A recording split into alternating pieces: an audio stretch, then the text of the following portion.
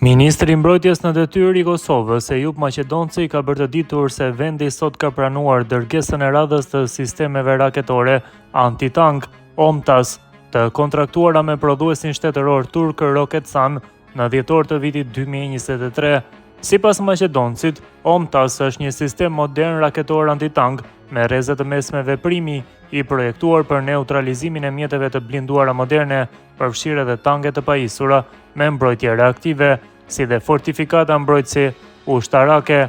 Ai ka theksuar se rritja e llojshmërisë dhe sasisë së sistemeve raketore antitank për forcën e sigurisë së Kosovës ka për qëllim mbulimin e distancave të ndryshme të veprimit, terreneve të ndryshme dhe skenarëve të ndryshëm të kërcënimit. Ky zhvillim rindjeshëm fleksibilitetin operacional dhe kapacitetet mbrojtëse të ushtrisë son, ka deklaruar Maqedonci. Ministria e Mbrojtjes ka bërë të ditur se furnizimi me pajisje moderne ushtarake është pjesë e planit afatgjat për ngritjen e kapaciteteve dhe modernizimin e forcës së sigurisë së Kosovës në përputhje me standardet e NATO-s. Mbaritjen e sistemit antitank OMTAS në Prishtinë ka përshëndetur edhe kryeministri Albin Kurti. Në një postim në Facebook, Kurti shkruan: "Më të fortë, më të sigurt, sistemi antitank turk OMTAS, pjesë e arsenalit të ushtrisë son." Në dispozicionin e FSK-s tani tutje do të jetë, siç më thuam, edhe sistemi turk OMTAS për shkatërimin e tankeve dhe mjeteve të blinduara në një distancë deri në 4 kilometra, ndërsa mund të operojë në të gjitha kushtet atmosferike, ditën dhe natën, madje nuk kërkon kontroll të mëtejshëm pas lëshimit të raketës në drejtimin të objektivit. Sistemi OMTAS ka një rrezë veprimi prej 0.2 deri në 4 kilometër dhe është i pajisur me një kokë kumulative tandem, i cili mund të deportojë në armaturën e të gjitha tankeve dhe mjeteve të blinduara moderne.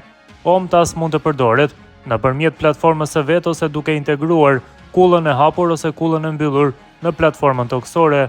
Në faqen e internetit të prodhuesit turk Roketsan, mbi specifikat e sistemit OMTAS, bëhet e ditur se sistemi mund të përdoret kundër objektivave fikse dhe atyre lëvizëse, ndërsa karakteristike e tij është se është edhe rezistent ndaj zjarrit dhe plumbave. Gjithashtu, sistemi antitank turk mund të ndryshojë objektivin gjatë fluturimit dhe mund të gjuajë nga prapa. OMTAS lëviz drejt objektivit në bazë të rrezeve infra të kuqe, domethënë përmes nxehtësisë së emetuar nga motorët e tankeve dhe automjeteve të blinduara, ndërsa raketa kontrollohet nëpërmjet radiolidhjes. Ndërkaq pesha e sistemit OMTAS, duke përfshirë platformën e kontrollit dhe raketën në tubin e lëshimit, është rreth 36 kg. Sistemi OMTAS është shfaqur për herë të parë në maj të vitit 2023, gjatë stërvitjes shumëkombëshe Defender Europe 2023, organizuar nga SBA-ja, ndërsa rrjeti ballkanik i sigurisë raporton se FSK-ja është ushtria e parë duke përjashtuar forcat e armatosura të Turqisë që e ka ekspozuar sistemin OMTAS në publik.